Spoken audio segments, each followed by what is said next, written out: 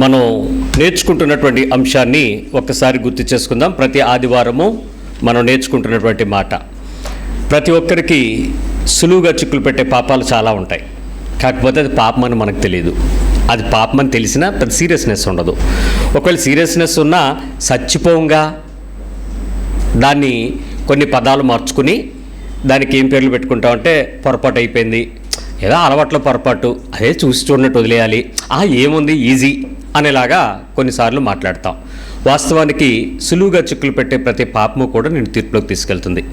ఆ తీర్పులో నుంచి నువ్వు రక్షించుకోవటానికి నానా తిప్పలు పడతావు, కానీ ఏమాత్రము నీకు అవకాశం ఉండదు.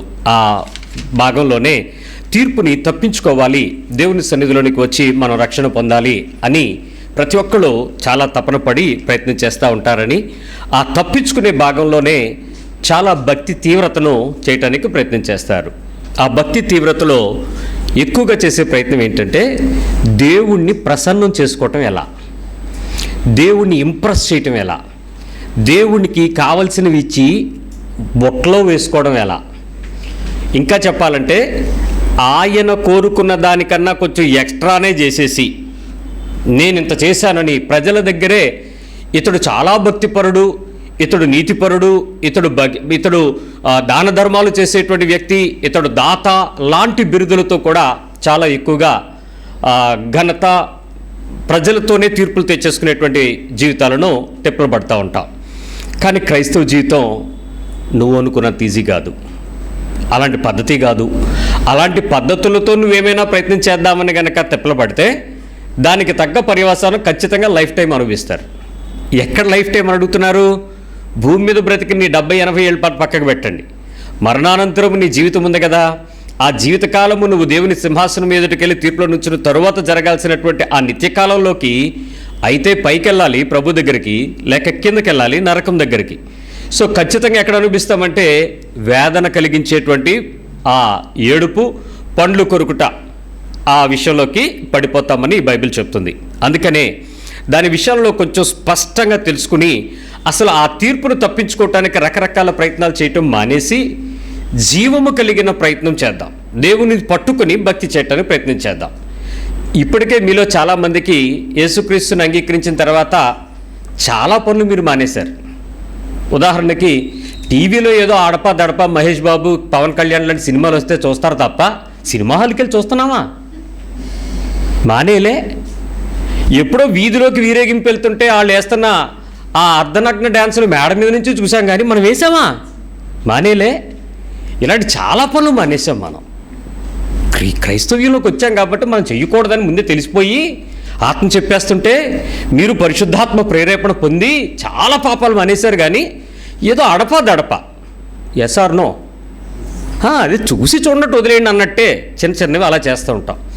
కానీ క్రైస్తవ్యంలోకి వచ్చి చాలా సుఖాలు మాకు పోగొట్టుకుని, సంతోషాలను ఆపుకుని, శరీరాలను కష్టపరుచుకుని, ఉపవాసాలు ప్రార్థనలు ఆయాసపరుచుకుని, తీరా భక్తి యొక్క పరాకాష్ఠలో నువ్వు నాకెవడో తెలియదురా అన్నాడు అనుకో ఆయన, ఇంకేం మిగిలింది?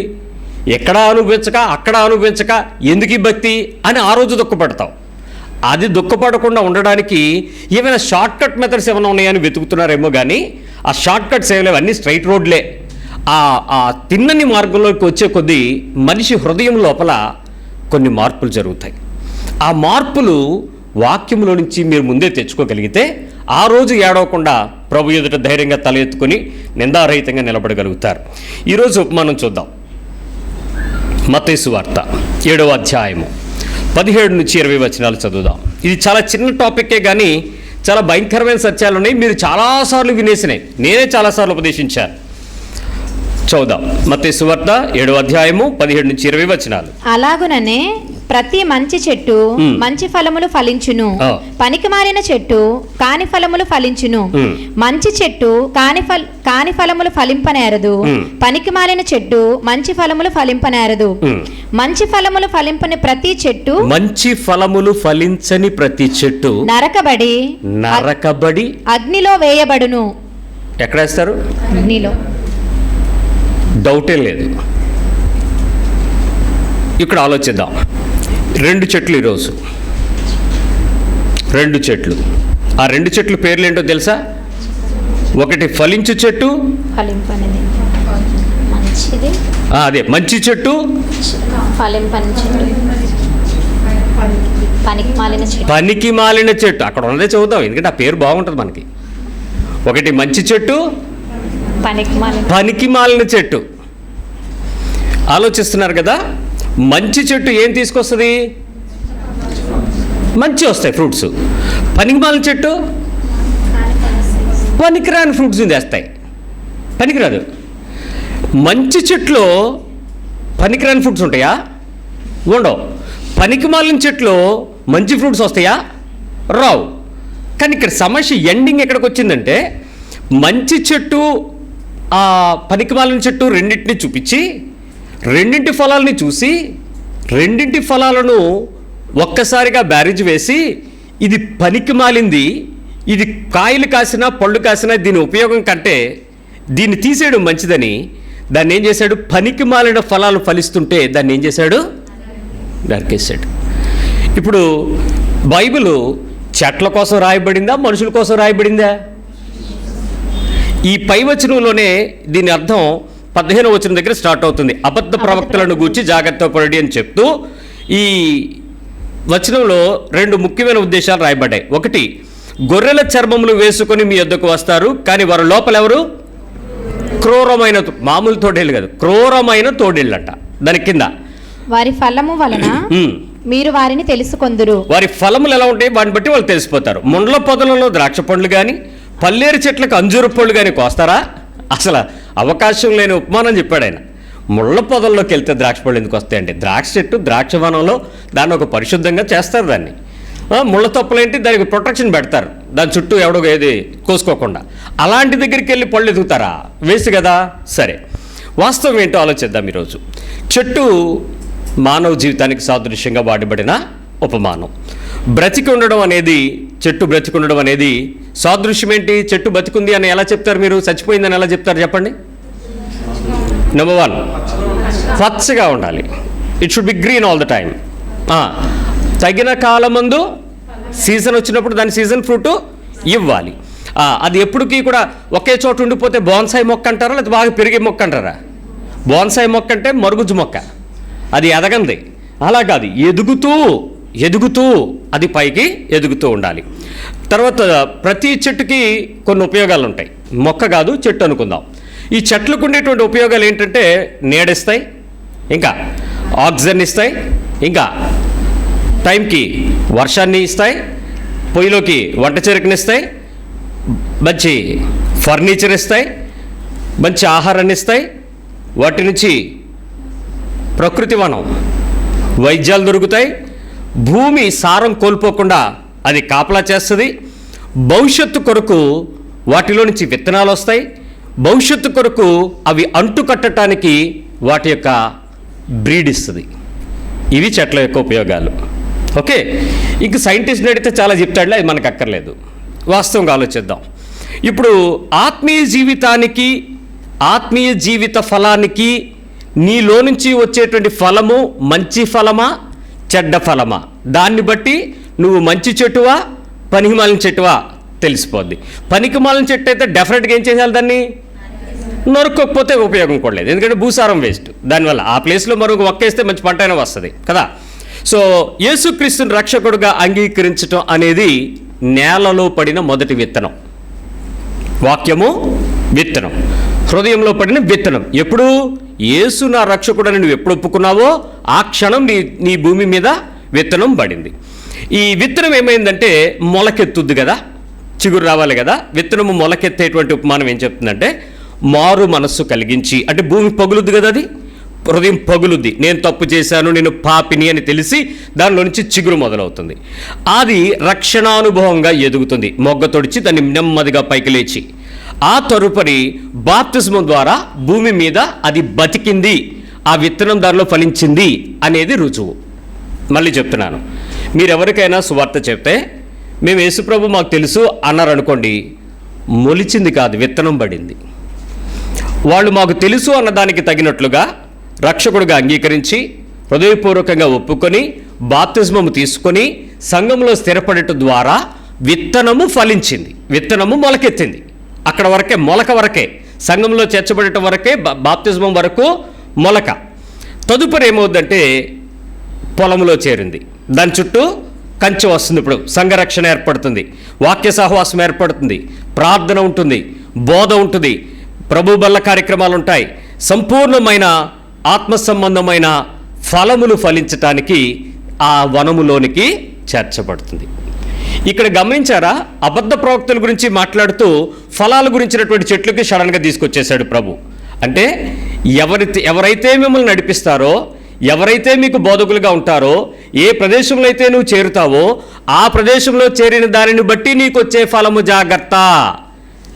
నీ విత్తనము అంటే నీ ఆత్మీయ జీవితాన్ని ఎక్కడ నాటుకుంటున్నావో అక్కడ తగిన రీతిగా సంపూర్ణమైన, మంచి, శ్రేష్టమైన, ఉత్తమమైన ఫలము ఫలించని ప్రదేశంలో విస్తారమైన సంఖ్య ఉందని చేరినా, పెద్ద మందిరమని చేరినా, గొప్ప సేవకుడని చేరినా, ఇంకా ఏదో సూట్లు బూట్లు కార్లు అని చేరినా, గొప్ప ఆరాధనని చేరినా, నీ ఫలములు లేకపోవటం వల్ల నువ్వు నరికివేయబడతావు తప్ప అవన్నీ ఉండడం వల్ల నిన్నేమీ రక్షించబడవని చెప్తూ మనకు ఒక విషయాన్ని ఆ నరికివేయబడడం దగ్గర హెచ్చరిక తీసుకొచ్చాడు. మార్క్స్ వార్త 4వ అధ్యాయంలో 26వ వచనం దగ్గర ఈ విషయాన్ని మనం ఒకసారి ప్రస్తావిస్తాం. 4వ అధ్యాయము 26వ వచనం, మార్క్స్ వార్త 4వ అధ్యాయం 26వ వచనం. మరియు ఆయన ఒక మనుష్యుడు భూమిలో విత్తనము చల్లి రాత్రింపగలు నిద్రపోవచ్చు మేల్కొనుచు ఉండగా వానికి తెలియని రీతిగా ఆ విత్తనము మొలిచి పెరుగునట్లే దేవుని రాజ్యం ఉన్నది. ఏమవుద్ది? విత్తనము మొలిచి పెరిగినట్లుగా దేవుని రాజ్యము ఉన్నది. ఏం చేస్తుంది? 28వ వచనంలో చెప్తున్నాడు, భూమి మొదట మొలకను, జాగ్రత్తగానండి, ఫస్ట్ ఏమైంది? మొలకను తీసుకొచ్చింది, తర్వాత వెన్నును, తర్వాత మొలకలో నుంచి కాస్త పైకి వచ్చిన తర్వాత మొక్క వెన్ను, అటు తర్వాత వెన్నులో ముదురు గింజలను తనంతట తానే పుట్టించును. ఇక్కడ ఆ విషయం చెప్తున్నాడు. ఇక ప్రాబ్లం అంతా ఏంటంటే సారవంతమైన, సమర్థవంతమైన, శక్తివంతమైన, బలము కలిగిన ప్రదేశంలో గనక నువ్వు నాటబడితే ఆ ప్రదేశము నిన్ను పైకి వర్ధిల్ల చేసి ఆ వెన్ను తీసుకొచ్చిన తరువాత ముదురు గింజలు తనంతట తానే పుట్టించుకునేలాగా చేస్తాడు. నీ జీవితంలో నుంచి బయటకు వచ్చినటువంటి సరైన ముదురు గింజలు లేని నీ బతుకు ఒకరోజు అగ్నిలో వేయబడే గురుగులతో సమానం. ముదురు గింజ మరో చోట నాటడానికి, మరొక జాతిని వృద్ధి చేయటానికి, మరొక తరానికి ఆహారాన్ని ఇవ్వటానికి, మరొక కొన్ని వేల మందికి సమృద్ధినివ్వడానికి అది ఆహారపు విత్తనం. దేవుని వాక్యము దేవుని రాజ్యమునకు పోలిక చేసి చెప్తున్నాడు. ఇంత ప్రత్యక్షత ఇస్తున్నటువంటి విషయంలో అక్కడ పంట పండినప్పుడు కోతకాలము వచ్చినదని 29వ వచనం, సేద్యగాడు వెంటనే కొడవలి పెట్టి కోయినని చెప్పాను. ఎంతసేపట్లో కోస్తాడు? ఎప్పుడు? పంట పండిపోయి ఏం రావాలి? గింజ, ముదురు గింజ కట్టాలి. ఇంకా దాన్ని అలా వదిలేసాడు అనుకోండి, అది రాలిపోద్ది. లేదు, అక్కడి నుంచి మళ్ళీ మొలకొచ్చేయగలదు. కానీ దాన్ని ఏం చేయాలి? వెంటనే వేసేజ్జిగాడు కోసేస్తాడు. రైట్, ఇప్పుడు నేను చెప్పిన విషయాలు మీకు అర్థమైపోయాయి. మొదటిగా విత్తనము, వాక్యము హృదయంలో పడింది, నాటబడింది, వెన్నొచ్చింది, ముదురు గింజలు వచ్చాయి, కంకెలు కట్టాయి, నువ్వు పర్ఫెక్ట్గా తయారయ్యావు, నీకు కోసుకునే సమయం వచ్చేసింది. ఇప్పుడు అసలు సమాధానం ఏంటో తెలుసా? ఈ విషయాల్లో మంచివి చెడ్డవి అని చెప్పేటప్పుడు గోధుమలు గురుగులు కూడా కలిసే పెరిగినాయి అని చెప్పి ఉపమానంలో చదువుతాం. ఎక్కడట? ఏ పొలంలోనైతే నిద్రించుచు లేచుచు ఉన్నాడో దేవుని రాజ్యం పెరుగుతున్నట్లుగానే గోధుమలు గురుగులు కూడా ఒకేసారి పెరిగిపోయినాయి అంట. చూడండి 13వ అధ్యాయం మత్తయి సువార్తకు రండి. మత్తయి సువార్త 13వ అధ్యాయము 25, 26 వచనాలు ముందు చదువుదాం. మనుషులు నిద్రించుండగా అతని శత్రువు వచ్చి గోధుమల మధ్యను గురుగులు విత్తిపోయెను. అమ్మా, ఎప్పుడు? నిద్రించుండగా. మీకు తెలుసా, మీరు నిద్రపోయేటప్పుడు గురుగులు ఎలా విత్తుతాడో మీరు ఎప్పుడైనా చూసారా? మీకు చెప్తాను వినండి. తల్లిదండ్రులు, మీరు నిద్రపోతూ ఉంటే మీ పిల్లల ఫోన్లలో గురుగులు విత్తుతాడు వాడు. తల్లులు, మీరు చిరాకు పడుతూ ఉంటే మీ చిన్నపిల్లలకి తిండి తినిపించేటప్పుడు సెల్ ఫోన్ పట్టుకుని గురుగులు విత్తుతాడు వాడికి.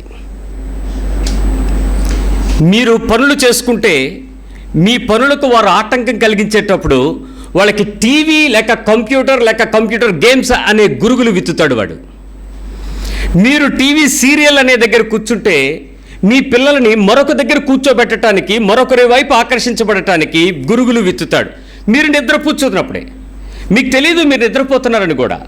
మాగన్నుగా ఏదోలే అవుతుంది, ఏం అవ్వదులే, మా వాళ్ళేలే, అందరూ మా వాళ్ళేలే అనుకుంటారు. ఒక అమ్మాయి చెప్పింది, అన్నయ్య నేను మా తమ్ముడు చదువుకోవటానికి వచ్చాం మీ ఊరు, దేవుని మందిరం కోసం వెతకడానికి మాకు సంవత్సరం పట్టింది, ఫస్ట్ ఇయర్ వేస్ట్ అయింది, మొత్తానికి మేము కనుక్కున్నాం, ఎంతో విశ్వాసంతో నమ్మకంగా పౌరుషంగా కాలేజీని మార్చేయాలని చెప్పి ఎక్కడో కడప దగ్గర ఉన్నవాళ్ళు గీతం కాలేజీలో జాయిన్ అయ్యాం, మీ ఫెలోషిప్కి రావడం కోసం ఈ ఏరియాకి వచ్చాం, ఫస్ట్ ఇయర్ దొరికింది, మొత్తానికి ఆఖరిలో మేము ఈ మందిరానికి వచ్చాం, చాలా సంతోషంగా ఉన్నాం, ఫ్రెండ్స్ అందరూ మేమిద్దరమే ఉంటాం, తమ్ముడు నేనే రూమ్లో ఉంటున్నాం, ఫ్రెండ్స్ని తీసుకొస్తున్నాడు ఈ మధ్య వాడు, సరదాగా కూర్చుని ప్యాకాట ఆడుతున్నారు, సరదాగా కూర్చుని ఒక ఫోన్ ఇటువైపు ఒక ఫోన్ అటువైపు పెట్టుకుని లూడో ఆడతారంట, అదేంటో మరి అది ఆడుతున్నాడు. సరదాగా కూర్చుని వాళ్ళు ఆడుతూ ఉంటే ఆడపిల్లలు కూడా ఫ్రెండ్సే వస్తున్నారు, వాళ్ళు తిన్నగా ఉండక నన్ను కూడా లాగారు, సరదాగా ఆడదాంలేని మొదట్లో మేము కూర్చున్నాం, ఇప్పుడు వ్యసనమే కూర్చుంది, ఇద్దరం బయటకు రాలేకపోతున్నాం, ఇద్దరు క్రెడిట్ కార్డుల మీద వాడిదొక 70,000 నాదొక 60,000 అప్పు అయిపోయామంది. ఇదేం పోయే కాలం, మీరు చదువుకోవడానికి వచ్చారా, 60,000 70,000 అప్పు అయిపోవడం ఏంటి, కార్డులేంటి, ఇవన్నీ ఎవడిస్తున్నాడు మీకు డబ్బులు, ఏంటి ఇదంతా అనంటే ఆడకపోతే ఉండలేకపోతున్నాం, నీకు పబ్జీ ఎంతో వాళ్ళకి అంతే, గురుగులు విత్తేసుకున్నాక దాన్ని నువ్వేం చేయగలవు, అవి ఆటోమేటిక్గా పెరుగుతాయి అంతే, నేను పాపంలో తీసుకెళ్తే అంతే. మొదట సరదాగా ప్రారంభించబడిన పరిచర్యలే ఇవన్నీను, మీరు తెలియదు, మీరు మాట్లాడుకుంటూనే ఉంటారు, నీకెంతసేపు మీ పుట్టింటి గోల, అమ్మ పప్పులో తాలింపు ఎలాగేయాలి, ఇన్ని సంవత్సరాలు అయింది పప్పులో తాలింపు ఏంటి తెలీదా, సొల్లు కబులు మాట్లాడడానికి ఫోన్ కాకపోతే నీ కూతురు ఎవరితో మాట్లాడుతుందో చూడలేనంత తీరిక అనేది, అదే కదా పాపము, అదే కదా గురుగులు విత్తుట. కొడుకు ఏం చేస్తున్నాడో తెలియదు, ఎక్కడున్నావు, ఇక్కడే అంటే ఎక్కడ రాని ఎందుకు నిలదీయలేదు, నువ్వు ఎందుకు వెళ్ళావని ఎందుకు అడగలేదు, ఎందుకు రాలేదని ఎందుకు నువ్వు నిలబెట్టలేదు, మీ తల్లిదండ్రులు మిమ్మల్ని అలా పెంచలేదా, 9 గంటలకు మీరు రాకపోతే గేట్లు వేయలేదా మీ అమ్మ నాన్న, మీకేం స్వేచ్ఛ ఎలా ఇవ్వగలుగుతున్నారు మీరు. ఈరోజు మీ పిల్లలకి మీరు కష్టం నేర్పకుండా పెంచుదామని చూస్తున్నారు, మీరు కష్టపడి పైకి వచ్చారు, వాళ్ళు సోమరులు అవుతారు, వారు మరొక రకమైన బలహీనలు అవుతారు. ఈరోజు ధైర్యంగా మీ పిల్లల్ని రోడ్ల మీదకి పంపించి ఆడించే దమ్ము ఏ తల్లిదండ్రులకు ఉంది, కిడ్నాప్ చేస్తారు, చంపేస్తారు, ఆ భయాలకు వచ్చేసి ఈ మధ్య. దానికి తగ్గట్టు మీరు కూడా అలాగే వాస్తవాన్ని అర్థం చేసుకోండి.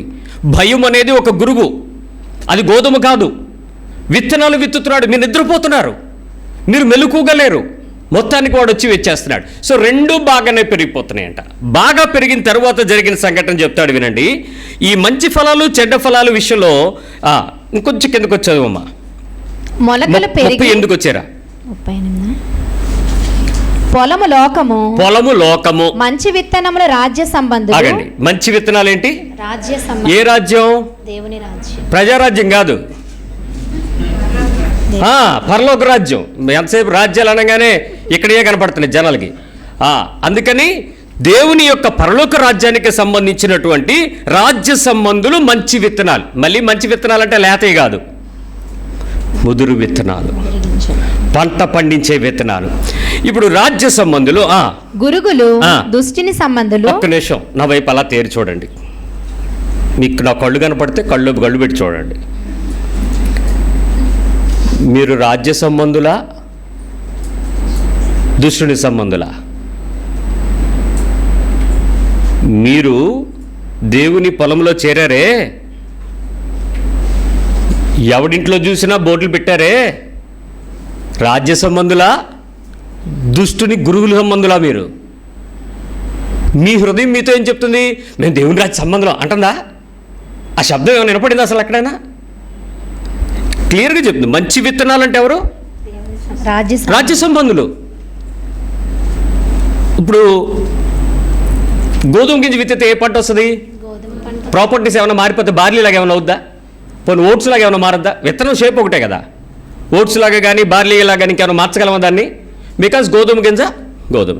జామకాయ విత్తనాన్ని జామ గింజ విత్తారనుకోండి, ఏ కాయలు వస్తాయి? అరటికాయలు వస్తాయి. ఏమన్నా కొబ్బరికాయలు ఏమైనా కాయించగలరా మీరు? టిష్యూ కల్చరు, జెనెటిక్ కల్చరు ఇలాంటివి ఏమైనా పెట్టి? ఎందుకు? దాని గ్రౌండ్ రూట్ ఏంటి? జామ విత్తనం. దేవుని రాజ్యానికి సంబంధించిన విత్తనం పడింది అనుకో, వాటి నుంచి బయటికి ఏమొస్తాయి? ఇప్పుడు చెప్పండి, ఏమొస్తాయి? దేవుని రాజ్య సంబంధమైన సూత్రాలు, దేవుని రాజ్య సంబంధమైన ఫలాలు, దేవుని సంబంధమైన క్రియలు, దేవుని రాజ్య సంబంధమైన ఆలోచనలు.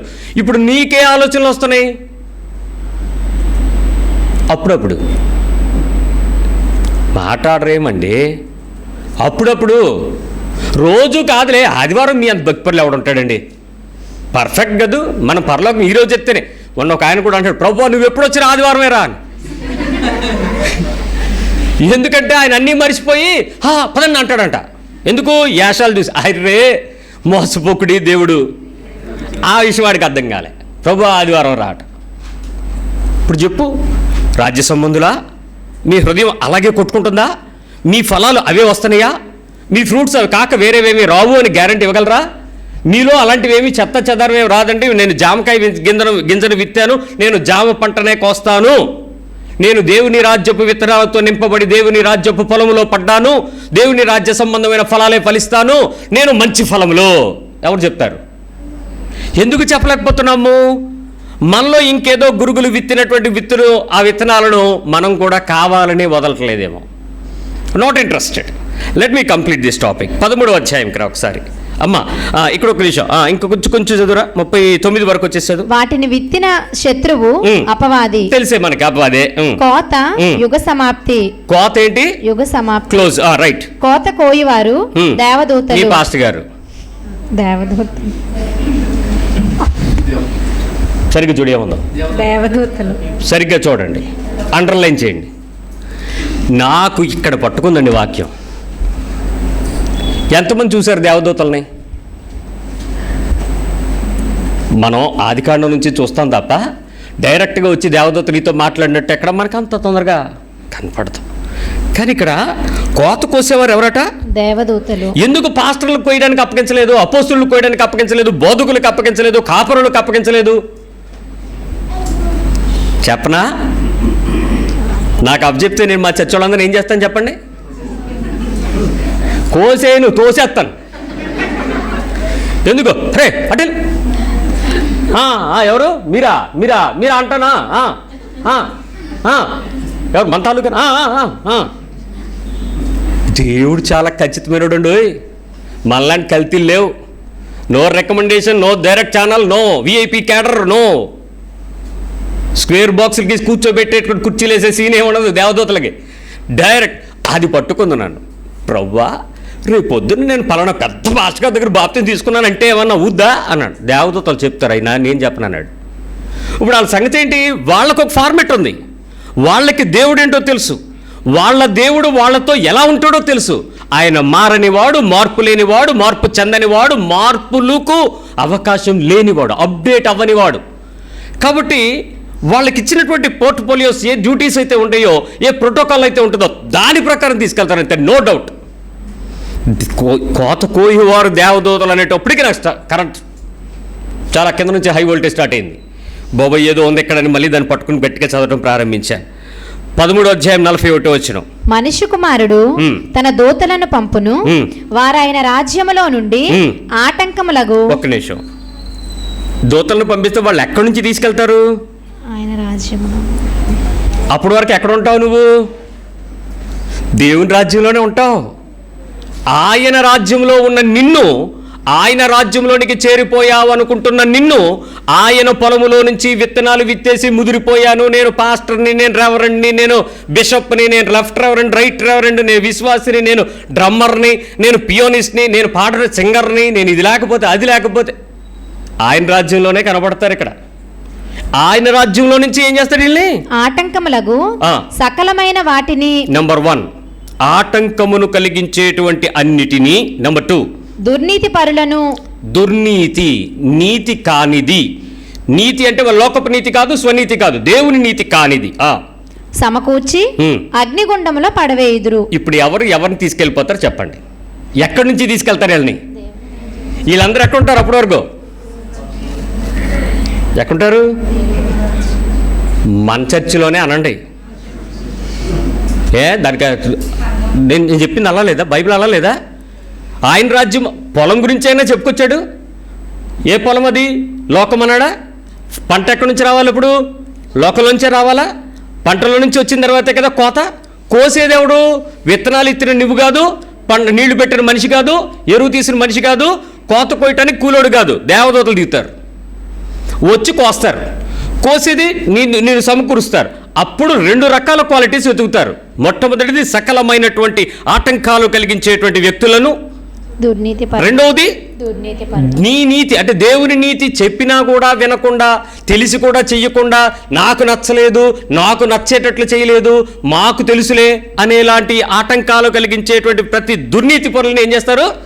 కోసుకుని తీసుకెళ్తారు. ఎక్కడికి? అగ్నిగుండంలోకి తీసుకెళ్తారు. ఇప్పుడు మీకు total basic concept of judgement అర్థమైపోయింది. ఖచ్చితంగా మనము తీర్పులోకి వస్తామా, తీర్పు తప్పించుకుంటామా అనేది నీకు తెలిసింది ఈరోజు. నిన్ను కొయ్యడం ప్రారంభిస్తే, నిన్ను జల్లించడం ప్రారంభిస్తే ఏం చేస్తావో ఇప్పుడు నాకు చెప్పు. ఇప్పుడు ఈ విషయం అందరికీ తెలుసు కదా, అందరం వింటున్నాం కదా, కానీ చేస్తున్నామా, చేయట్లేదా? చేయట్లేదు. కానీ ఇక్కడ నేను మీతో ఒక ప్రేమగా 2 మాటలు చెప్తాను. ప్రేమగా అంటే ప్రేమించిన వాడే గద్దిస్తాడు. మిమ్మల్ని పాడు చేయాలనుకున్నవాడు లాలన మాటలు మాట్లాడతాడు.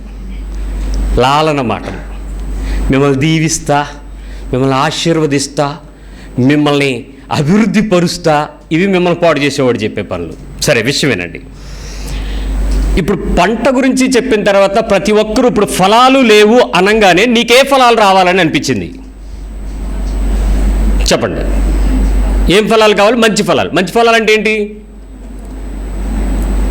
ఆత్మీయ జీవితంలో ప్రతి ఒక్కరికి వాక్యం తెలిసిన కొంచెమైనా తెలిస్తే ఫస్ట్ ఏం మాట్లాడతారు తెలుసా?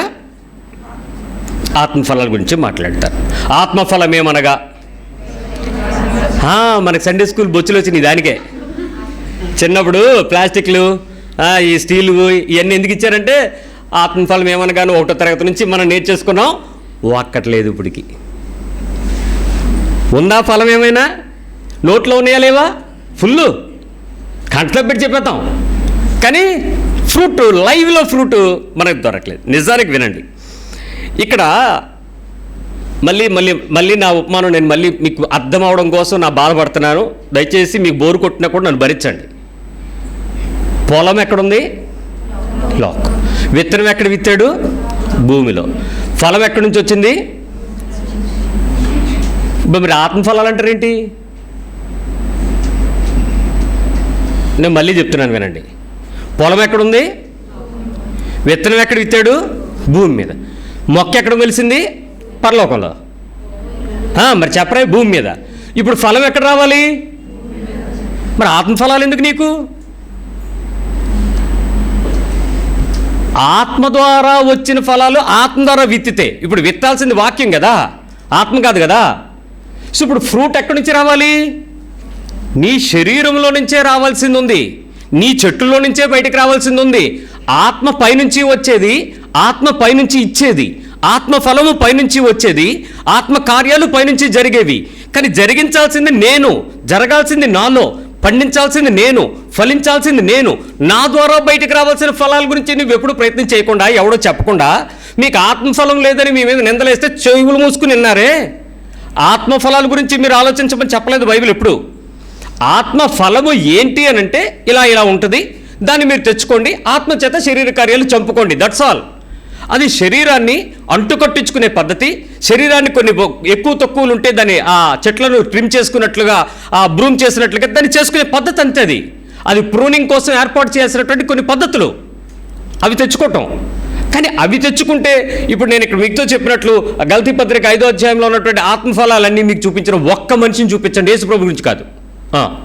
ఎక్కడ కనపడ్డాడు? ఏ ఊర్లో కనపడ్డాడు? ఏ పేటలో కనపడ్డాడు? ఏ సందులో కనపడ్డాడు? ఏ పెద్ద చర్చిలో కనపడ్డాడు? ఎవడో కనపడ్డు. మరి ఏం చేయాలి అంటే, దేవదూతలు వచ్చినప్పుడు ఆత్మఫలాలు లేవు కాబట్టి చెట్టుని ఇలా దులిపి వీటిలో ప్రేమ పడిందా, సాత్వికం పడిందా, అది పడింది, ఇది పడలేదు, అదేయండి అని వెళ్ళిపోద్దా? మరి ఎలా? ఇప్పుడు అర్థం చేసుకో. ఖచ్చితంగా వాక్యం ఏం చెప్తుందంటే, భూమిని బట్టి వచ్చేటువంటి ఫలం విషయంలో దేవదూతల్ని పెట్టడానికి కారణం, పాస్టర్స్ని పెట్టకపోవడానికి కారణం కూడా అదే. దేవుడు ఆత్మ సంబంధమైన ఫలాలు మనుషులకు పరిశుద్ధతను బట్టి ఇవ్వలేదు. ఆత్మ సంబంధమైన ఫలాలు మనుషుల యొక్క గొప్పతనాలను బట్టి, తెలివితేటలను బట్టి, జ్ఞానాన్ని బట్టి, బ్రతుకును బట్టి, నీకు ఆర్థిక స్థాయి స్థితిని బట్టి ఎప్పుడు ఎవరికి ఆత్మ సంబంధమైనవి ఇవ్వలేదు. మీకు ఇంకా ఒక ప్రత్యక్షత చెప్పనా? చాలా బలహీనులైనటువంటి వ్యక్తులు, అప్పటికి బాప్తిస్మం తీసుకొని వ్యక్తులు, వారిపై పరిశుద్ధాత్మ దేవుడు దిగి వచ్చినట్టు అపొస్తలుల కార్యాల్లో రాయబడి ఉంది. వాళ్ళు బలవంతులు కాదు, వారు ఆత్మీయ కుటుంబాల్లో చెందిన వారు కాదు, కానీ వారిపై దేవుని అభిషేకం దిగి వచ్చింది. కారణం ఏంటంటారు మరి? అది దైవ సంబంధమైనది. ఇంకో వివరణగా చెప్తాను మీకు. ప్రజల మధ్య ఈరోజు ప్రభువు, యేసు ప్రభువు పక్షంగా చేస్తున్న ప్రతి కార్యాలు కూడా పరిశుద్ధాత్మ ద్వారా జరుగుతున్నాయి, పరిశుద్ధ జీవితం ద్వారా కాదు. ఈరోజు పరిశుద్ధాత్మ ద్వారా జరిగించటానికి నీ జీవితంలో అపోస్తుల కార్యాలు 2వ అధ్యాయంలో పరిశుద్ధాత్మ దేవుడు పరలోకం నుంచి భూమి మీదకి దిగి వచ్చిన నాటి నుంచి నేటి వరకు అనేక అద్భుత ఆశ్చర్య సూచక మహత్కార్యాలు, విడుదలలు, స్వస్థతలు జరుగుతున్నాయి. అంటే వీటన్నిటికీ కారణం ఏంటంటే జరిగిస్తున్న వారు పరిశుద్ధులని, అభిషిక్తులని, గొప్పవారని మీరు భ్రమపడుతున్నారు తప్ప ఎలాంటి పనికి మాలినోడితేనైనా నేను పని చేయగలరా అని చూపించడానికి దేవుడు చేస్తున్నాడు ఆ పని. ఎలాంటి బలహీనతలు కలిగి ఉన్నవాడైనా వాడితో నేను పని చేయగలను అనే విషయాన్ని ప్రభువు చూపించటానికి, ఆయన శక్తిని మనకు చూపించటానికి ఈ కార్యాలు జరుగుతున్నాయి.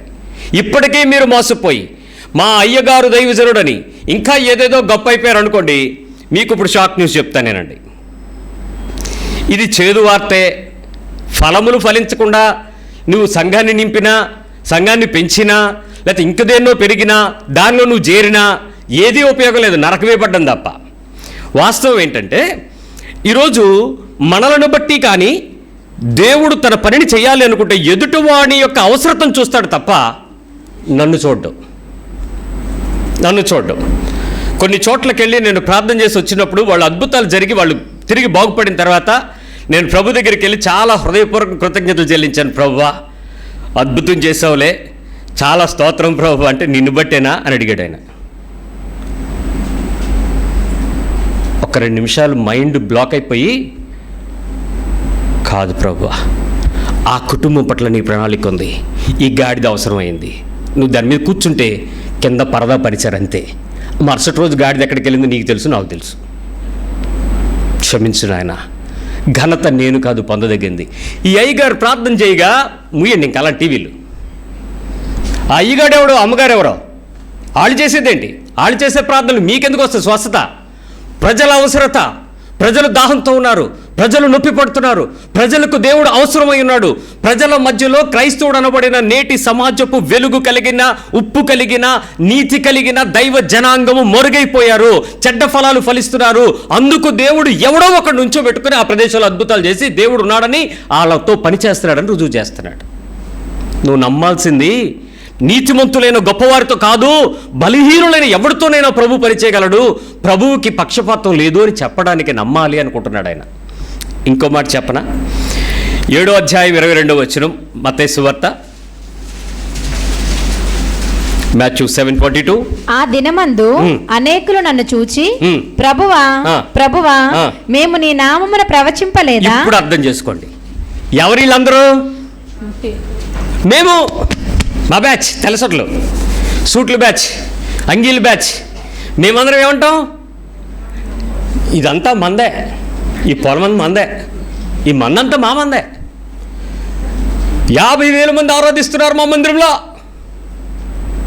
ఇప్పుడు ఆయన ఏమంటాడు తెలుసా? సారీ నాయన, నేను నీతో పనిచేసిన మాట వాస్తవమే. ఏమని? అద్భుతాలు చేశారు, ఆశ్చర్యాలు చేశారు, దయ్యాలను వదలగొట్టారు, అద్భుతమైన కార్యాలు చేశారు. కానీ నేను మీ గురించి ఆలోచించినప్పుడు ఏమనుకున్నానో తెలుసా?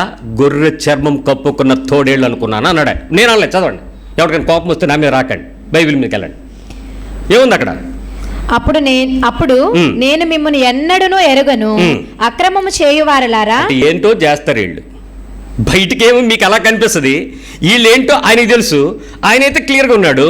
ఆయన కోసేది నిన్ను, రికమెండేషన్ పాస్టర్కి ఇవ్వలేదు. 11వ అధ్యాయంలో చదువునా 20 వచ్చిన మత్తయి సువార్తలో 20. పిమ్మట ఏ ఏ పట్టణములలో ఆయన విస్తారమైన అద్భుతములు చేసెను. ఒక్క నిమిషం జాగ్రత్తగా వినండి.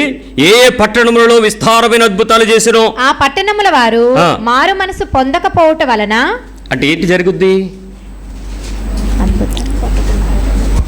హలో బ్రదర్స్, ఏం జరుగుద్ది? ఏ ఏ పట్టణాలలో ఆయన ఏమేం చేశాడు? అద్భుతాలు, ఆశ్చర్యాలు, సూచక క్రియలు, మహత్కార్యాలు, విడుదలలు, స్వస్థతలు. కానీ ఏం జరగలేదు అక్కడ. యేసు ప్రభు కంటే గొప్పవాళ్ళమా మేము? అంటే ఆయన అన్నాడు కదా, నాకంటే వెనకతలు వచ్చాడు గొప్ప అని. ఈ అద్భుతాలు, ఆశ్చర్యాలు, స్వస్థతలు, విడుదలలు, మహత్కార్యాలు మారు మనసును కలిగించో. వీటికి వేలం వెర్రి వేలకు చందాలు ఇచ్చి మీటింగులు పెట్టేటువంటి పనికి మళ్ళరా ఆ డబ్బుల్ని సువార్త మీద పెట్టండి. అది సువార్త దానాలు కాదు, వ్యాపారాలు. వాటిని పట్టుకుని టీవీ కార్యక్రమాలని స్పాన్సర్లు చేస్తూ బలహీనులవుతున్నారు. వీటి వలన ఏ రకమైన రక్షణ జరగదు, ప్రజల్లో మారు మనసు కలగదు. మారు మనసు కలిగించాలంటే సంఘములో జీవితం మారాలి. సమాజంలో నీ విత్తనాలు ఫలింపే మంచి ఫలాలు ఫలించే విత్తనాలుగా మారాలి. నీ జీవితం మారు మనసు పొందకుండా అద్భుతాలు, ఆశ్చర్యాలతో కడతావేంటి పరిచర్య? ఇప్పుడు ఫలం ఎక్కడి నుంచి రావాలి చూసుకోండి. పైనుంచా కింద నుంచా? వాక్యం విత్తాను, నీ నుంచి నాకు పంట కావాలి. ఏంటి ఆ పంట? ఒక ఆయన అన్నాడులే, పాస్టర్ గారు మీటింగ్లు పెడదాం అనుకుంటున్నానండి మీతోనే అన్నాడు. నాతో మీటింగ్లా? నేను అంత గొప్పనయ్యానా అన్నాను. అంటే ఒకరోజు వేరే పాస్టర్ గారిని, రెండో రోజు మిమ్మల్ని, మూడో రోజు ఇంకో పెద్ద పాస్టర్ గారిని అన్నాడు. వద్దులే నాయన, వాళ్ళతో నేను ఎందుకు, నేను అంత పనికొచ్చే ప్రయోజకుడిని కాదు, మీరు వాళ్ళతో ఏదో కార్యక్రమం చేసేలే పర్వాలేదు అని అంటే ఆయన అంటాడు, లేదు సార్ ఇప్పుడు ఫస్ట్ రోజు కానుకలు ఎత్తాను సార్ అన్నాడు. మంచి నీతే ఉందే నీకు, చెప్పు. అయితే నీతో నేను కూర్చోగలుగుతాను నీ పక్కన, ఎందుకంటే నాకు ఆ మాట అంటే నువ్వు చెప్పు మరి నెక్స్ట్ ఏంటంటే రెండో రోజు కూడా ఇస్తాను సార్ అన్నాడు. హృదయం విశాలమైపోతుంది. ఆయన గురించి నాకు అభిప్రాయాలు మారిపోతున్నాయి. మంచి ఎదురుగా పర్సన్ మాట్లాడుతుంటే నమ్మలేమేటండి, మధ్యలో బ్రోకర్ లేడు కదా. Very good. వెత్తకుండా మనం ఎలా పంటకొస్తాం సార్ అన్నాడు. అదేంటది అన్నాను. 3 రోజులు 3 చేత విత్తేస్తాను, 3 రోజులు నుల్లేస్తాను పంట అన్నాడు.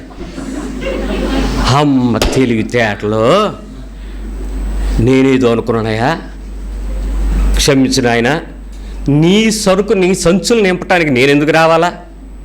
రాను, ఇంకెవడన్నా పెట్టి దనుకో. చాలామంది ఆలోచన ఇలాంటి ఆలోచనే.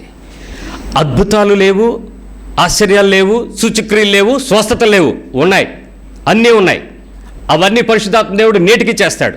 నీ అవసరతను బట్టి, పాస్టర్ పరిశుద్ధతను బట్టి కాదు, పాస్టర్ అభిషేకాన్ని బట్టి కాదు, పాస్టర్ గొప్ప దైవజనుడు కాదు, పాస్టర్ తాత, నాన్న, అమ్మమ్మ, మా అమ్మ అందరూ పాస్టర్లని కాదు. నువ్వు నిలబడితే రేపు నీతో పనిచేస్తాడు దేవుడు. అదే పరిశుద్ధతతో నువ్వు బతకడానికి ఇష్టపడితే నీ ద్వారా, ఒక నీతిమంతుడి ద్వారా పట్టణం ఆశీర్వాదకరంగా మారుస్తాడు. అది దేవుడు కోరుకుంటున్నది. ఇక్కడ చూస్తే మారు మనసు పొందని ఆ పట్టణాలను చూసి ఆయన ఎంత ఏడ్చాడో, బాధపడ్డాడో.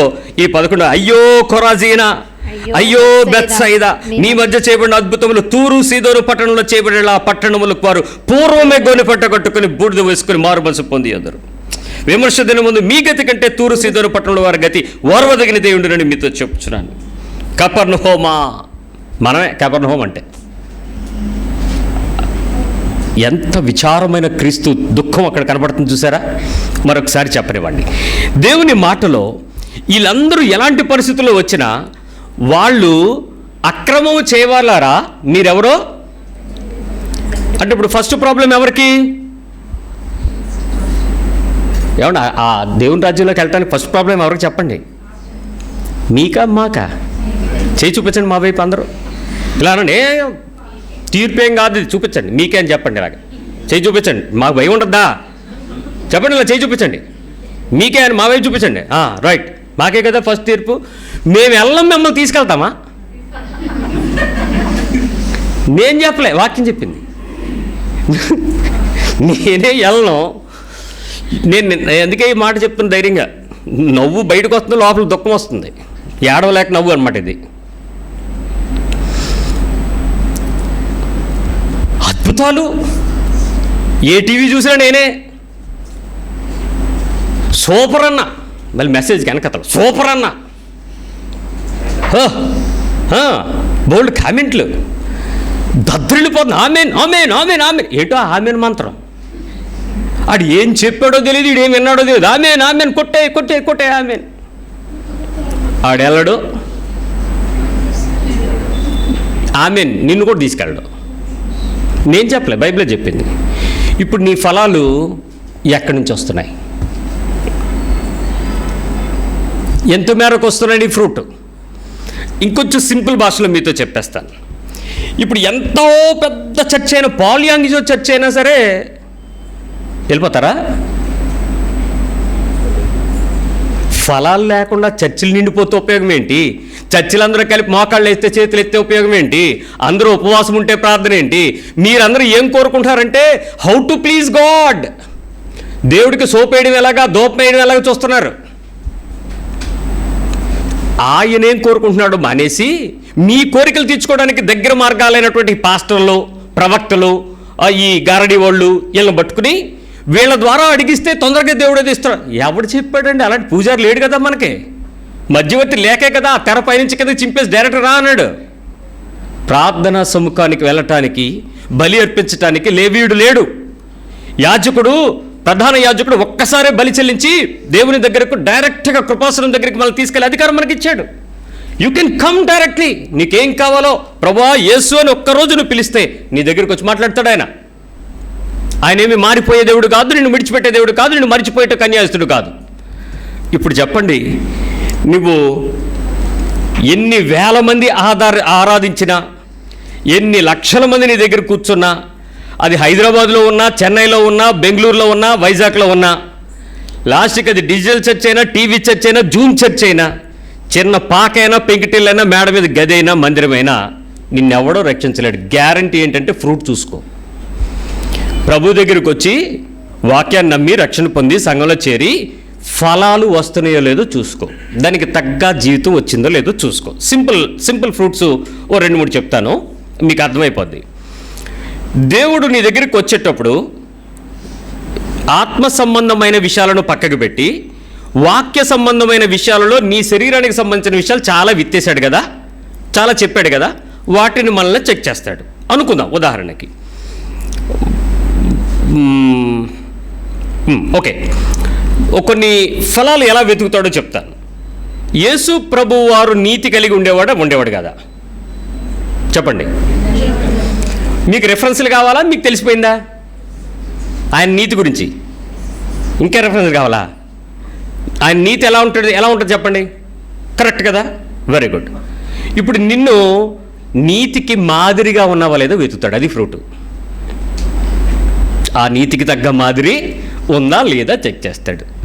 ఏం చెప్తావు అప్పుడు? మెల్ గిబ్సన్ అని ఒక ఆయన ప్యాషన్ ఆఫ్ క్రైస్ట్ అనే సినిమా తీశాడు. దానిలో ఎవరు అని పేరు, సినిమా యాక్టర్ జిమ్ క్యాసెల్. ఆ క్యాసెల్ యేసు ప్రభు క్యారెక్టర్ చేశాడు. ఇప్పుడు యేసు ప్రభువు పరలోకం నుంచి దిగి వచ్చిన వేళ, లేక మనల్ని కోత కోసి తీసుకెళ్ళినప్పుడు జిమ్ క్యాసెల్ అక్కడికి వెళ్ళిన తర్వాత, సూపర్ అయ్యా, ఏమి యాక్ట్ చేసావయ్యా, సూపర్ అయ్యా, నువ్వు జీవించావురా నా అలాగా, దా నా పక్కన కూర్చో అంటాడా? దాన్ని ఏమంటాడు అప్పుడు ఆయన? Your an actor, your cheater, నువ్వు ఒక నటన నటించావు. నిజంగా రక్తం వచ్చిందా? మన కోసం వచ్చింది. అది స్టూడియో ఎఫెక్ట్స్, డిజిటల్ ఎఫెక్ట్స్, అవన్నీ డూప్స్. దానికి తగ్గ తీసాడు. ఆ తొక్కలు పగిలినట్టు, ఆ కొమ్ము చిగిరినట్టు రకరకాలు జరిగినాయి. అలాగా ప్యాషన్ ఆఫ్ క్రైస్ట్ చూపించి గల్ఫ్ దేశాలలో కొన్ని సంఘాలు నిండిపోయాయి తెలుసా? యేసుప్రభుని రక్షకుడు అంగీకరించేశారు. గల్ఫ్లో బహు విప్లవాత్మకమైనటువంటి రక్షణ చర్య మెల్ గిబ్సన్ సినిమా ద్వారా జరిగింది. ప్యాషన్ ఆఫ్ క్రైస్ట్ సినిమా ద్వారా అనేక మంది హిందువులు, ముస్లిమ్స్ క్రైస్తవులుగా మార్పు చెందారు ఆ సినిమా చూసి. మెల్ గిబ్సన్ రక్షించాడా? జిమ్ క్యాసెల్ నటన వాళ్ళని రక్షించిందా? మీరు అనుకుంటారు సాధనాలు కదా ఇవన్నీ. ఈ సాధనాల ద్వారా రక్షణ పొందినందువల్ల సాధనాలు ఉపయోగించిన వ్యక్తులను ఫలాలని దేవుడు తీసుకోడు. అవి ఫలాలు కాదు, నీ ఫలమే ఫలము. అందుకే ఆయన ప్రతి చెట్టు దగ్గరికి వచ్చి చెక్ చేసుకుంటాను అన్నాడు. అది ఫలిస్తా ఉంచుతాను, మంచి ఫలాలు, కాని ఫలాల నరకే తోసే అన్నాడు. మొదటిది మాదిరి. చెప్పండి ఒకసారి. ఎవరు మాదిరి? మీ పాస్టర్ గారా? మరెవరు? అది చెప్పండి గట్టిగా. ఇప్పుడు మళ్ళీ ఏ యేసుక్రీస్తు రాకూడదు, ఒకే యేసుక్రీస్తున్నాడు. రైట్. రెండో, యేసుక్రీస్తు యొక్క పోలిక. మాదిరి వేరు, పోలిక వేరు. చెప్పండి. పోలిక.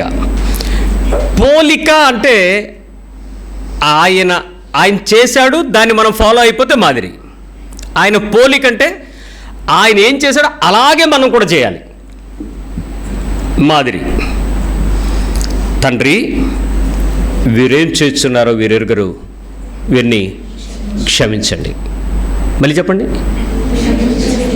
లాస్ట్ పదం చెప్పండి, కష్టపడద్దు. మళ్ళీ చెప్పండి.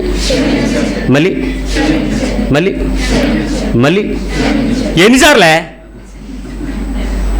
క్షమించండి, క్షమించండి, క్షమించండి. ఏసార్లే? కోప్పడకండి. మళ్ళీ చెప్పండి. మళ్ళీ చెప్పండి. కోప్పడకండి అని చెప్పండి. మళ్ళీ మళ్ళీ పడు. కొద్దిసేపు తర్వాత మీరు మాట్లాడరు. ఎందుకు మాట్లాడట్లేదు అంటే కోపం వచ్చినప్పుడు సైలెంట్ అవుతాం. ఎందుకంటే ఇందాకైతే చిరా పడితే కోపం అన్నావు, అందుకని నేను కోపం ఇంకో రకంగా చూసుకుంటాను. యేసు ప్రభు మాదిరి అనండి, యేసు ప్రభు పోలిక అనండి.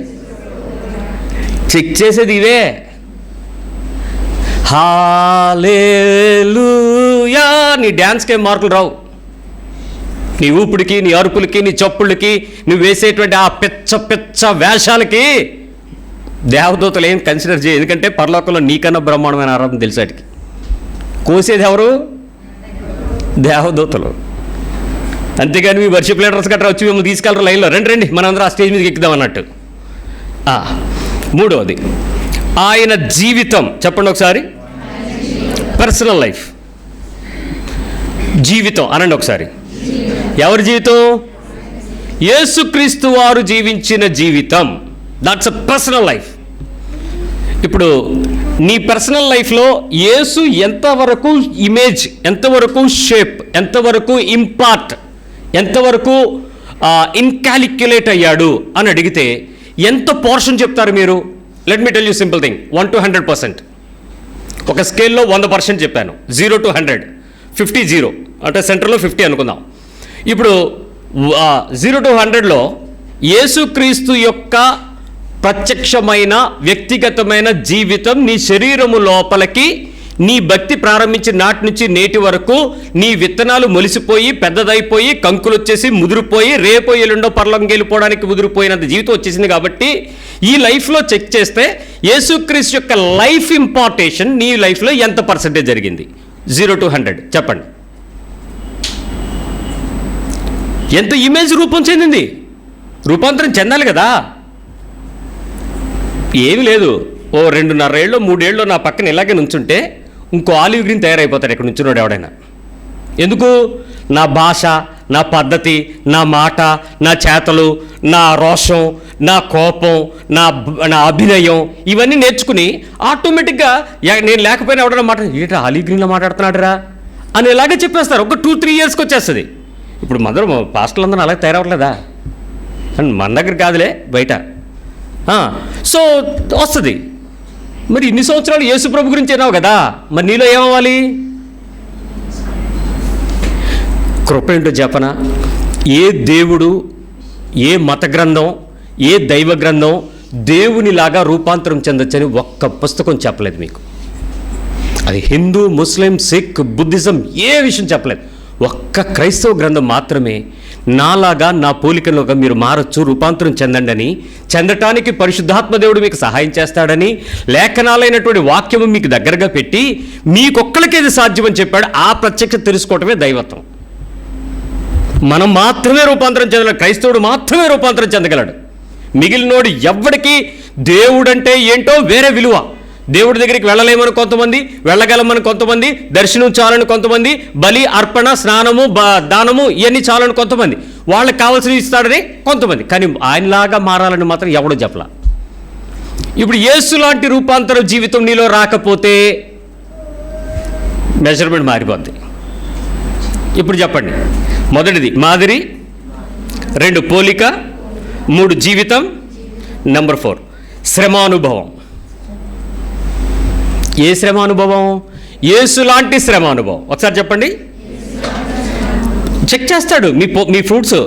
యేసు లాంటి శ్రమానుభవం అంటే ఏంటంటే, మీరు అనుకుంటారు ఆయనకి శరీరం ఉందా లేదా, రక్తమాంసాలు ఉన్నాయా లేవా, కోరికలు ఉంటాయా లేవా, బాధలు ఉంటాయా లేవా, మనస్సు ఉంటుందా లేదా, ప్రేరేపణలు ఉంటాయా లేవా, ఆశలు ఉంటాయా లేవా, ఇవన్నీ ఉండిన శరీరాన్ని అణుచుకుని నా తండ్రికి ఏది ఇష్టమో అదే చేశాడు. అదండి ఆయన శ్రమానుభవం. దెబ్బలు తినడం కాదు, ఎవడని తినేస్తాడు. ఖైదీలు కొట్టరేటి, పోలీసు వాళ్ళు చెదకొట్టేస్తున్నారు, ధర్నా ఏదో చేశారట ఇవాళ. మరి శ్రమానుభవమా? 4 లాఠీ దెబ్బలు చూపించి ప్రభు అని ఏడిస్తే ప్రభు ఏం కనకరపడదు, పోలీసు వాళ్ళు దెబ్బలు ఇల్లు అంటాడు. మరి చెప్పండి, నీకు ఎవరినైనా తిట్టాలనిపించిందా? ఒకసారి నాతో మాట్లాడండి. అనిపించిందా? అనిపిస్తుందా? అనిపించకపోతే నువ్వు ఒక ఆత్మీయురాలువే, పంట పండేసినట్టే, కోసేయచ్చు నిన్ను. అనిపించకపోతే వచ్చింది, రైట్. ఎలా తిట్లు తిడతా ఉంటాయి? ఇంతకు ముందులాగా బూతులు రావట్లేదు కదా, అప్పుడు తగ్గినాయి లేదా?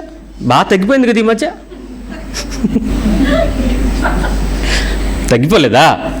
కరోనా వచ్చింది కదా, ఎందుకంటే అవతల ఎవడనంటే నీ కరోనా వచ్చాను కాక అంటున్నాడు. ఎందుకు వచ్చిన గొడవ అని పెద్ద బూతులు తిట్టడం మానేసి లైట్ తిట్లతో అలా గడుపుతున్నాం. కొంచెం మూతి లోపల ఎక్స్ప్రెషన్ బయటకు రాదు, దాంతో సగం గొడవ చచ్చిపోయింది. కరోనా స్తోత్రం. సరే, మొత్తానికి ఏదో బాధపడుతున్నావు అనుకో. ఇప్పుడు బూతులు తగ్గిపోయాయి, కోపం కూడా తగ్గిపోయింది. తిట్టడం మానేసావా? కోపడుడు కానీ అప్పుడు పరిశుద్ధమైన కోపం ఎలా ఉండాలి?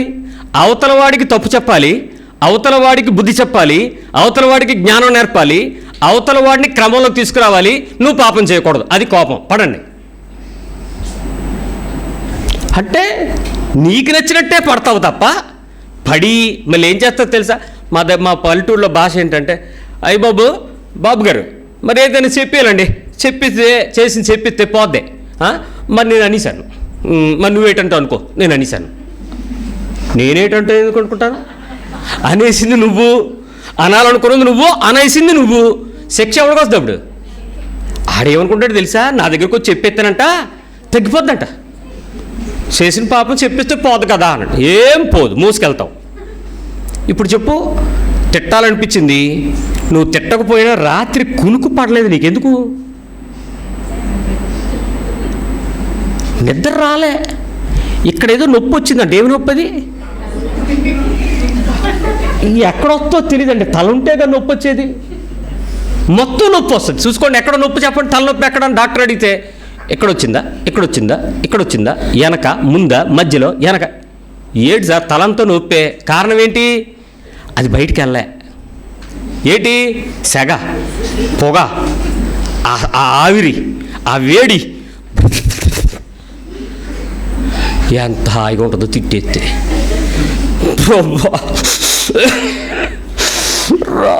చెయ్యకూడదనుకుంటూ తిట్టేశాను ప్రభు.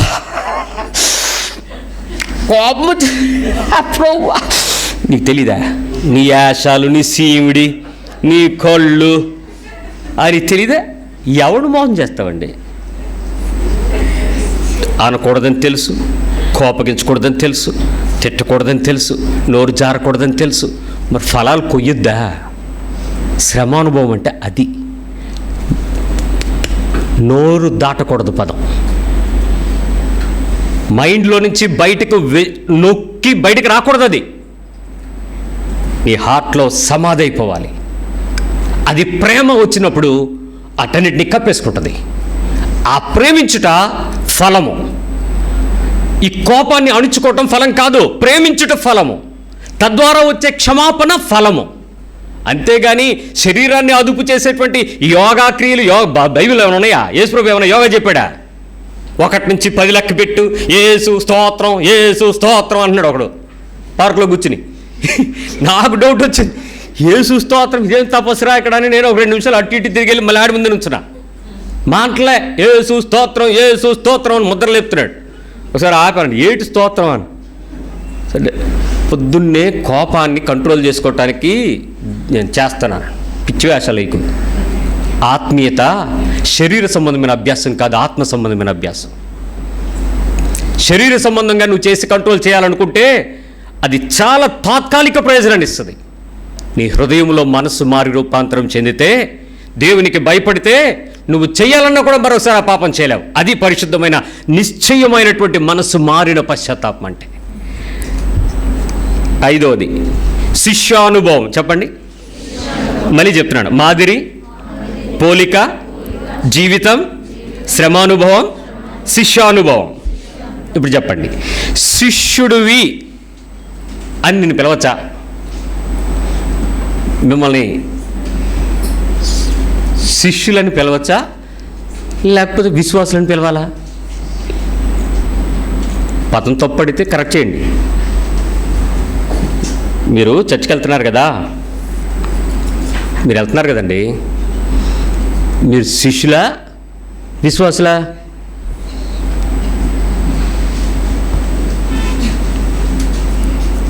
ముందు మా క్లారిఫికేషన్ ఇవ్వండి అంటారు కొంతమంది. ఇంకే క్లారిఫికేషన్, అదే క్లారిఫికేషన్. ఈ సమస్య ఏంటో చెప్పనా? యేసు ప్రభు యొక్క శిష్యులు యేసు ప్రభు ఉన్నంత వరకు పనికిమాలిన బ్యాచ్, దేనికి పనికిరాని బ్యాచ్, పైగా గురువుగారినే అనుమానించే బ్యాచ్. చచ్చిపోయాడని చెప్పినా కూడా వచ్చి నేను చెయ్యట్టకుండా చూడండి అన్నాడు. బ్యాచ్ ఎంత గొప్పదో చూడండి. అలాంటోడి చేత భారతదేశాన్ని మార్పించాడు దేవుడు, ఎంత గొప్పడో చూడండి. తోమ బెదరు. నీ విశ్వాస జీవితంలో శిష్యునికి తగిన లక్షణాలు క్రీస్తు సంఘంలో చేరిన ఫలాల్లో వచ్చాయా? Are you a disciple or believer? ఎన్నాళ్ళు నువ్వు బిలీవర్గా ఉంటావు? ఎన్నాళ్ళు విశ్వాసులుగా ఉంటారు? కాలం సంకుచితమైపోతుంది. ప్రభు అక్కడ సూచనలు జరుగుతున్నాయి. ఒక పక్క టర్కీలో మళ్ళీ నిన్న మన భూకంపం వచ్చింది. కొన్ని వందల మంది నిరాశలు అయిపోయారు. సునామీ హెచ్చరికలు జరుగుతున్నాయి, యుద్ధాలు జరుగుతున్నాయి, ప్రేమ చల్లారిపోయిన చర్యలు జరుగుతున్నాయి. మనుషుల మీద మనుషులు స్త్రీ అనేటువంటి ఒక వ్యక్తిత్వాన్ని బట్టి లేక ఒక మనిషిని బట్టి విపరీతమైన రక్తపాతం జరుగుతుంది అన్నట్లుగా ఒక్క స్త్రీ గురించి ఎన్ని యుద్ధాలు జరుగుతున్నాయి, ఎన్ని పోరాటాలు జరుగుతున్నాయి, ఎన్ని హత్యలు జరుగుతున్నాయి. బైబిల్లోని అన్ని విషయాలు జరుగుతున్నాయి. చెక్ చేసుకోండి. మత్తయి సువార్త 24వ అధ్యాయంలో అవన్నీ జరుగుతున్నాయి, డైలీ రిపీట్ అయిపోతున్నాయి. మరి నువ్వు ఇంకా బిలీవర్గానే ఉంటావా, శిష్యుడిగా మారుతావా? Still you want to be believer? ఇంకలాగా బిలీవర్గా ఉండిపోతావా? బిలీవర్లుగా ఎవరు ఉండిపోతారో చెప్పనా? నేను మీకు సవాల్ విసురుతున్నాను. ఏ కుటుంబం అయితే భార్యాభర్తలుగా వివాహము అనంతరము సంఘంలో పరిచర్య ప్రారంభించి, పరిచర్య అంటే సంఘంలోకి రావడం వెళ్ళడం, దేవుని పక్షమైన వాక్యం వింటూ వాళ్ళ పిల్లలకి పెళ్ళిళ్ళు చేస్తారు చూస్తారా? ఆ చర్చిలోనే వాళ్ళ పిల్లలకి పెళ్ళిళ్ళు అవుతాయి కదా. ఏంటి అలా ఎప్పుడు జరగలేదా? మనం అంటే ఇప్పుడే స్టార్ట్ చేసాంలే. పెద్ద చర్చిలు, ఆ చర్చిలో ఉండేటువంటి పిల్లల పెళ్ళిళ్ళు అయ్యే స్థాయికి అక్కడే ఉంటారు కాబట్టి వాళ్ళు బిలీవర్స్. వాళ్ళు డిసైపుల్స్ అయితే ఖచ్చితంగా ఆ తల్లిదండ్రులు ఆ చర్చిలో ఉండరు, వాళ్ళు వెళ్ళిపోతారు బయటికి. వెళ్ళిపోయి వేరే చోట దేవుని పని జరిగిస్తూ ఉంటారు. అదే చర్చిని నమ్ముకుని మా తాత, మా నాన్న, నేను, నా కొడుకు, నా మనవడు అనుకుంటారు చూసారా? వీళ్ళు బిలీవర్స్ బ్యాచ్. జీవితాలకి అక్కడే పడిచేస్తారు అంతే. ఆశ్చర్యమైన కృప ఏంటో తెలుసా? మీరు బిలీవర్స్గా ఉంటే మీ పెళ్ళిళ్ళకి చర్చిలో డబ్బులు తీసుకోరు, ఫ్రీ. అర్థం కాలే? ఫ్రీ. చర్చిలో అంతా free. Current free, AC free, మీ పాస్టర్ గారి ఖర్చు ఫ్రీ, అన్నీ ఫ్రీ. నీ రక్షణ ఫ్రీ కాదు. నిన్ను మీ పాస్టర్ కొయ్యడు, మీ చర్చి నిన్ను కోసి తీసుకెళ్ళదు. ఆ విత్తనాలు మీ సంఘం నుంచి కొలవబడవు, నీ జీవితం నుంచి కొలుస్తాడు. జాగ్రత్త. ప్రశ్నించుకో. ఇక్కడతో ఆపుతున్నాను. ప్రభువులోకి వచ్చి కూడా నీ ఫలాలు సరిగా రాకుండా జీవించేస్తూ కాలం గడిపేస్తూ నేను క్రైస్తవుని అయిపోయానని నువ్వు సంబరపడితే కోసేది దేవదూతలు, వెతికేది ముదురు గింజలు, మంచి ఫలాలు. కాని ఫలాలు కాసిన చెట్టు పనికి మాలిన చెట్టని నరికేస్తానన్నాడు. జాగ్రత్త. ఈ రాత్రి నీ గురించి నువ్వేం లెక్క చెప్పుకుంటావో, దేవుడే గనక నిన్ను కోస్తాను ఈ రాత్రి అంటే ఏం సమాధానం చెప్తావో ప్రార్థన చేద్దాం.